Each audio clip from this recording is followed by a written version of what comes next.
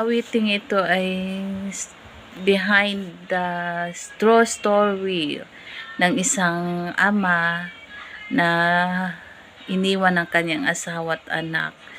Ang pamagat ng kantang binuon niya ay Still Waiting at the Door. So umaasa pa rin po siya na balikan ng kanyang asawa at anak.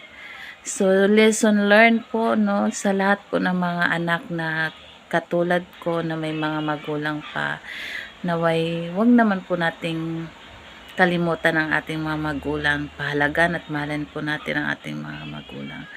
Pakinggan nyo guys, napaka sakit ng kantang to para sa isang ama na hanggang ngayon ay umaasa pa rin na siya'y balikan ng kanyang pamilya.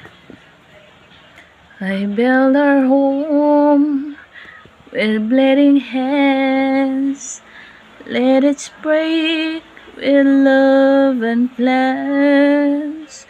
You are my light, my reason why. Now I just talk to an empty sky. I'm still waiting at the door where your laughter lived before. Every night I whisper low, come back home, don't let me go. But silence is all I know.